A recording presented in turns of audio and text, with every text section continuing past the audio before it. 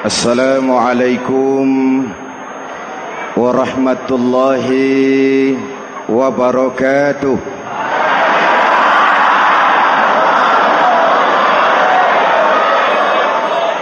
Alhamdulillahi rabbil alamin. Wassalatu wassalamu ala ashrafil mursalin Sayyidina wa maulana Muhammadin wa ala alihi wa sahbihi ajmain, amma ba'du. Para ulama yang saya muliakan, hadirin hadirat ma'asyiral muslimin yang saya cintai. Yang disebut rezeki adalah pemberian karunia, baik dia konkret maupun abstrak. Nah, kalau demikian soalnya, belum pernah sesaat pun dalam hidup kita ini rezeki pernah berhenti. Belum pernah. Sejak kita bangun tidur sampai kita tidur lagi, kata Mbak Surip, sejak kita bangun tidur sampai kita tidur lagi, bahkan tidur itu sendiri rezeki dari Allah Subhanahu wa ta'ala. Nah, terhadap rezeki yang begitu banyak, yang kalau kita mau menghitung kita tidak akan pernah sanggup menghitungnya. Allah cuma minta satu, syukuri itu. Kalau kamu syukuri, aku tambah. Kalau kamu ingkar, tidak pandai bersyukur, awas, azabku itu pedih. Jadi ayat ini mau bilang, nikmat bisa berubah menjadi bencana kalau kita tidak pandai mensyukurinya, termasuk urusan rezeki ini. Itu sebabnya saya katakan, orang kaya bisa masuk surga karena hartanya, orang kaya bisa terjungkal ke neraka juga karena hartanya. Syukur apa tidak syukur? Pejabat bisa masuk surga karena jabatannya, pejabat pun bisa terjungkal ke neraka juga karena jabatannya. Syukur apa tidak syukur? Orang alim itu bisa sampai ke surga karena ilmunya. Orang alim itu bisa masuk neraka lebih dulu dari penyembah berhala juga karena ilmunya. Syukur apa tidak syukur? Bapak Ibu hadirin, lalu bagaimana mensyukuri suatu rezeki itu? Mensyukuri nikmat itu caranya dua. Pertama, syukur qauli, syukur dalam bentuk ucapan. Terima kasih ya Allah, terima kasih Tuhan. Kalau yang model begini sih semua kita bisa. Ya Bu ya? Bu, apaan? Model begitu sih kita semua bisa. Yang berat itu syukur fi'li, syukur dalam bentuk perbuatan. Apa syukur dalam bentuk perbuatan itu? Mempergunakan suatu nikmat sesuai dengan kehendak yang memberinya. Itulah syukur yang sesungguhnya. Jadi kalau mulutnya tidak pernah berhenti, ya Allah terima kasih dikasih harta yang banyak, tapi pelitnya 17 setan, itu belum syukur. Itu belum syukur yang sebenarnya. Belum syukur yang sebenarnya. Mempergunakan suatu nikmat sesuai dengan kehendak yang memberi nikmat itu. Janganlah diberikan nikmat tapi digunakan untuk menentang yang memberinya. Janganlah diberikan nikmat tapi untuk bermaksiat kepada yang memberinya. Itu sungguh sesuatu yang perbuatan yang kita tidak tahu diri kan. Nikmat akan bertambah kalau kita syukuri, tapi akan berubah menjadi bencana kalau kita tidak pandai mensyukurinya. Bapak Ibu hadirin, karena itu bukan cuma uang rezeki itu. Bahkan sebagian ulama mengatakan rezeki itu garis besarnya dua macam, anfus dan amwal. Anfus terjemahan dari diri, kekayaan yang ada dalam kepribadian kita, kemampuan, keahlian, skill, wibawa, otoritas, itu masuk dalam anfus. Yang amwal ialah bentuk-bentuk materi yang kita kuasai, tanah, rumah, uang. Amwal dan anfus itu harta, tetapi dua-duanya bukan tujuan. Dua-duanya hanya sekedar alat untuk mencapai tujuan. Yang alat harus dijadikan alat. Kalau alat dijadikan tujuan, maka kita akan kehilangan tujuan yang sebenarnya. Ayo, saya mau tanya, ibu selama ini memperalat duit, apa duit yang memperalat ibu?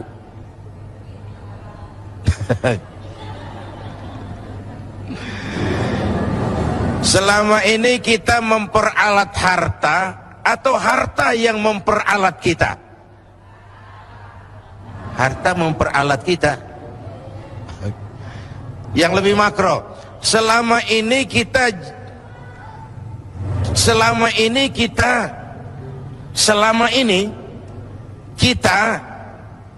menggunakan dunia atau dunia menggunakan kita?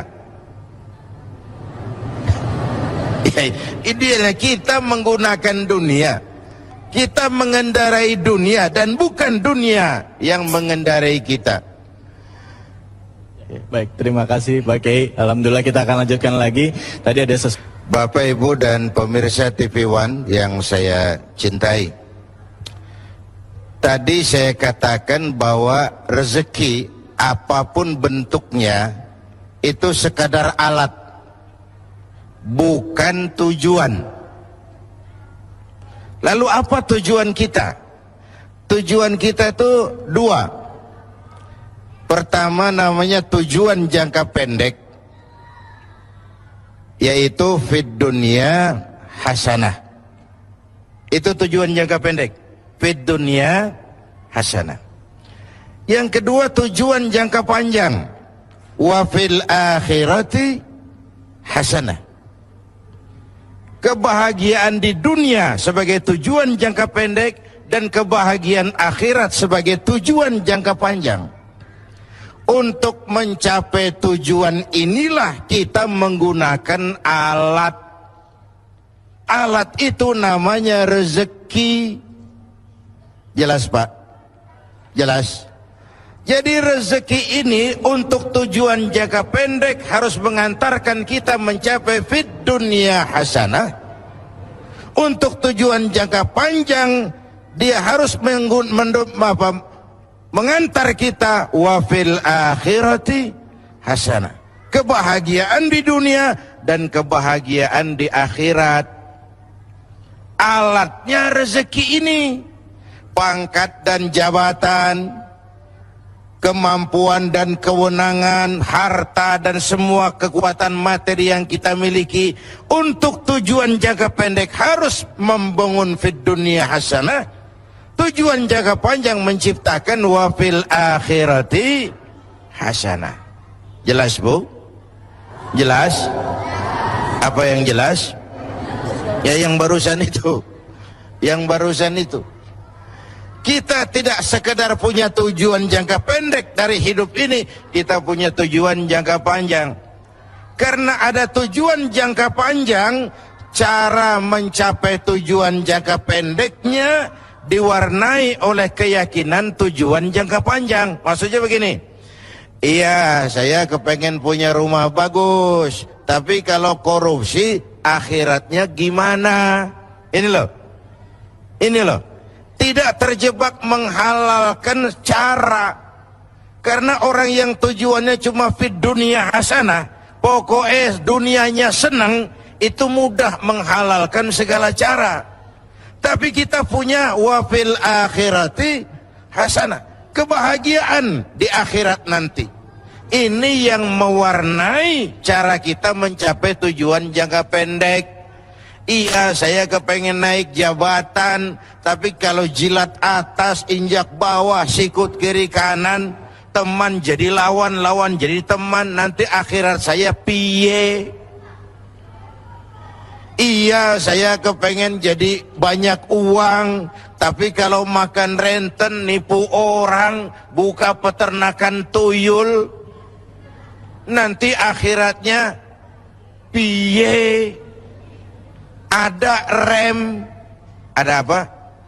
Ada apa? Rem.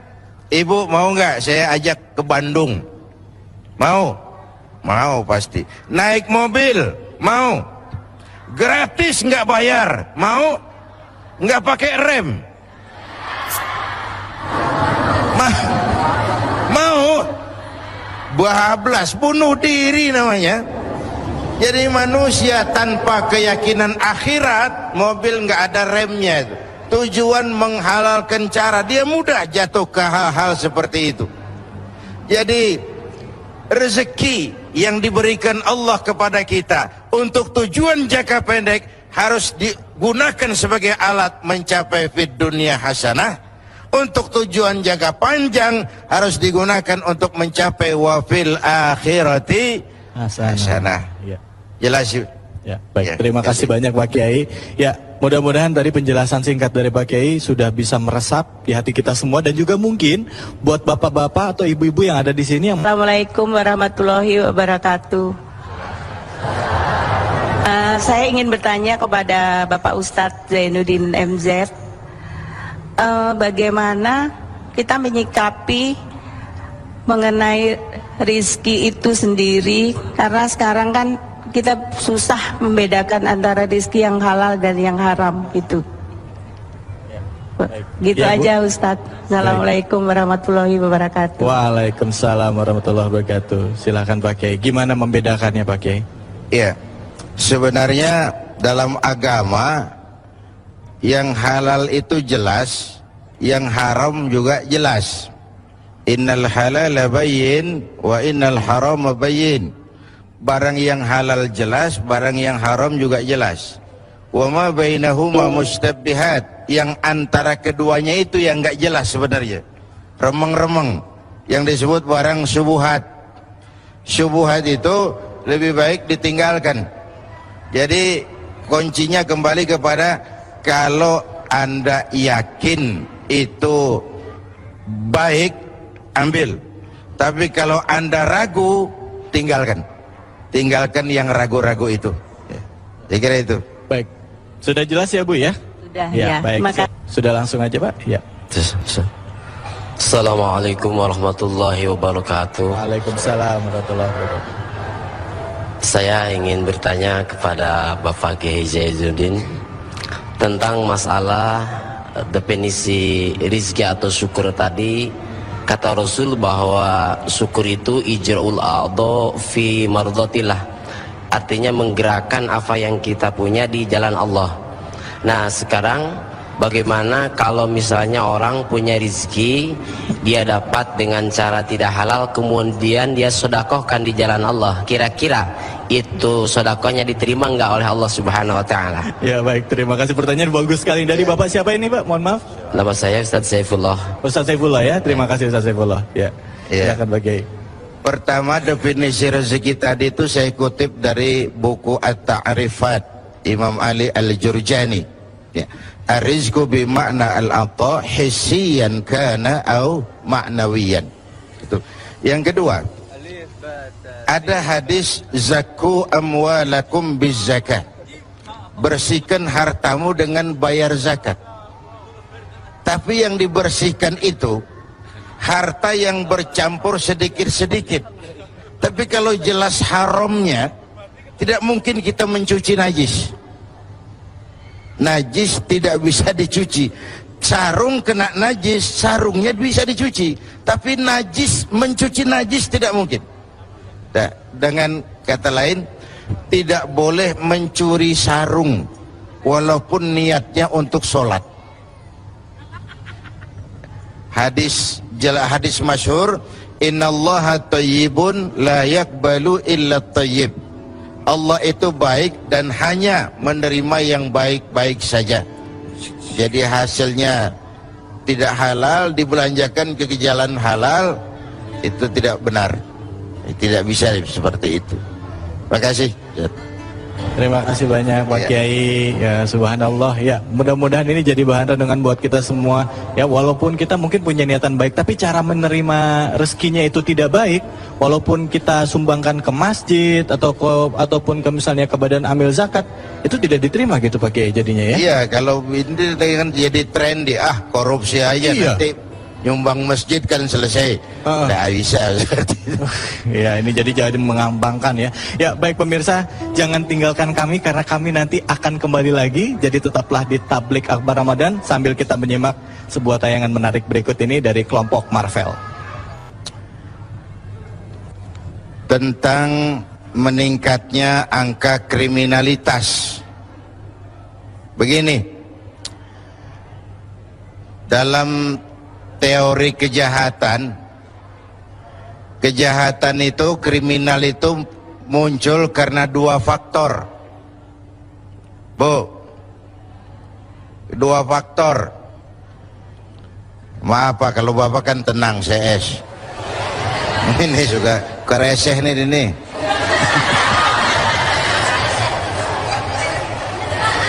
Kriminal itu muncul karena dua faktor. Pertama faktor niat, yang kedua faktor kesempatan. Ya Bu ya. Biasanya kalau dua ini ada, jadi dah. Niat ada, kesempatan ada, jadi. Nah, di antara dua ini yang paling dominan itu faktor niat. Itu yang paling kuat tuh. Kalau niat udah muncul, kesempatan bisa dicari. Kesempatan bisa dibikin. Kesempatan bisa diciptakan. Tapi kalau niat nggak ada, kesempatan seluas apapun nggak bakal orang jadi jahat. Nah, puasa ini kan mengikis niat-niat yang nggak benar. Ya contohnya tadi waktu sembahyang zuhur, ibu waktu berwudu kekemur nggak? Berkemur nggak? Waktu berkemur minum nggak? Kalau minum kan nggak ada yang tahu. Kenapa kita nggak mau? Niat nggak ada, biar orang kagak lihat sekalipun nggak ada masalah. Tapi sehubungan dengan yang disampaikan tadi, begini, yang sering bikin kita susah dalam hidup itu karena si mau sama si mampu jalannya nggak bareng. Bu, yang sering bikin kita susah dalam hidup, si mau sama si mampu jalannya nggak bareng. Si maunya duluan terus, udah di ujung dia baru nengok, mana dia si mampu ini. Tapi kalau si mau dan si mampu jalan seiring, tenang kita menjalani kehidupan ini. Saya kira meningkatnya angka kriminalitas, kita berharap dengan nuansa Ramadan bisa ditekan oleh pengaruh pelaksanaan ibadah puasa dalam kehidupan kita. Ini Pak David silakan kalau ada yang mau mengajukan pertanyaan, ya, baik yang menyangkut penataan ekonomi maupun lain-lain. Ya, terima kasih banyak Pak Kiai. Silakan ibu-ibu atau bapak-bapak ada yang mau bertanya. Silakan, Bapak, silakan Pak. Betul. Assalamualaikum. Udah Pak, silakan bisa langsung itu Pak. Ya.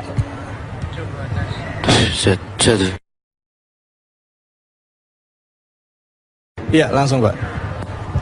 Assalamualaikum warahmatullahi wabarakatuh. Waalaikumsalam warahmatullahi wabarakatuh. Saya ingin bertanya kepada Pak Haji. Isi pertanyaan, apa bedanya sunnah dan bid'ah? Sekian, terima kasih. Mengenai pengelolaan keuangannya, ya.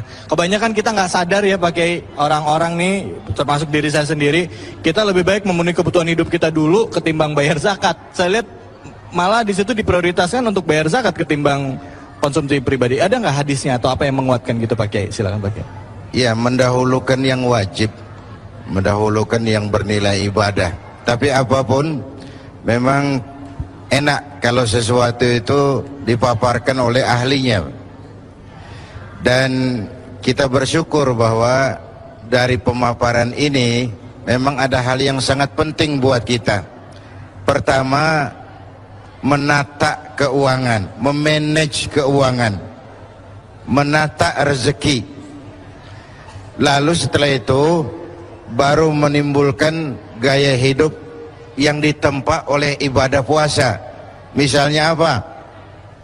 Saya tempo hari bilang orang kaya. Ibu mau kaya nggak? Tahu siapa orang kaya? Tahu nggak? Saya kasih tahu. Tapi jangan bilang-bilang ya. Ini rahasia soalnya. Ibu mau kaya? Tahu nggak siapa orang kaya? Saya kasih tahu. Tapi jangan bilang-bilang. Orang kaya adalah orang yang hidupnya cukup. Bu, orang kaya orang yang hidupnya cukup. Orang miskin orang yang selalu merasa kurang. Jadi kalau mau kaya, sederhana aja konsepnya, cukup. Cukup. Cukup.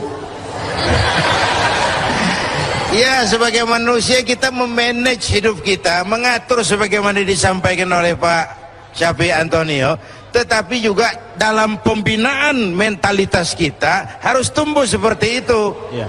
Sebab bagaimanapun kita aturnya, kalau di sini masih nggak pernah cukup, bagaimanapun bagusnya manajemen keuangan kita, kalau di sininya nggak pernah cukup, percuma juga. Ya Bu ya, Bapak Ibu hadirin, saya kira apa ya kita aturkan banyak terima kasih kepada Dr. Syafi'i Antonio, pakar ekonomi Islam yang sudah memberikan sumbangan yang sangat berarti, terutama mau menghadapi Lebaran di mana gejolak harga nyaris nggak terkendali, tapi kita harus bisa menata keuangan seperti pesankan oleh beliau tadi. Mari kita Fatihah, semoga Allah memelihara kita bangsa Indonesia. Ala hadhihi niyyah wa ila hadratin Nabi. Al-Fatihah.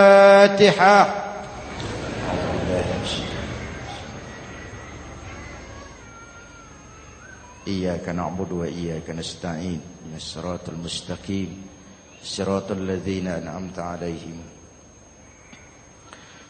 بسم الله الرحمن الرحيم. آمين. الحمد لله رب العالمين.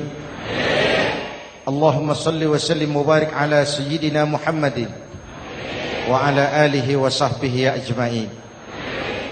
اللهم ربنا تقبل منا صلاتنا وصيامنا وقيامنا وتخشعنا وتعبدنا وتمم تكسيرنا يا أرحم الراحمين. اللهم أصلح من في صلاحه صلاح المسلمين. اللهم أهلك من في هلاكه صلاح المسلمين. اللهم ربنا لا تؤاخذنا إن نسينا أو أخطأنا. ربنا ولا تحمل علينا إصرا كما حملته على الذين من قبلنا. ربنا ولا تحملنا ما لا طاقة لنا به واعف عنا واغفر لنا وارحمنا أنت مولانا فانصرنا على القوم الكافرين. اللهم اجعلنا من السعداء المقبولين ولا تجعلنا من الأشقياء المردودين. أفضل ما قلته أنا والنبيون من قبلي لا إله إلا الله.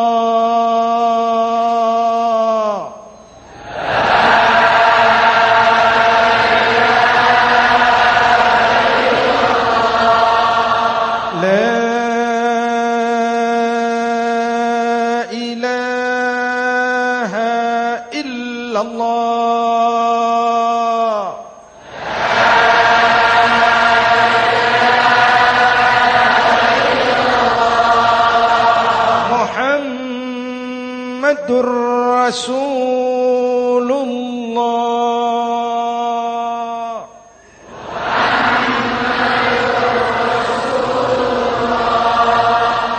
Sallallahu alaihi wa alihi wa sallam. Kalimatu haqqin 'alaiha nahya wa 'alaiha namut wa 'alaiha wa biha nub'atsu insyaallah minal aminin minal aminin minal aminin rahmatika ya arhamar rahimin. Sallallahu ala sayyidina Muhammad wa ala alihi wa sahbihi ajma'in. Ana rabbika rabbil izzati amma yasifun. Salamun alal mursalin walhamdulillahi rabbil alamin. Jumpa lagi di lain kesempatan insyaallah. Wassalamu alaikum warahmatullahi wabarakatuh.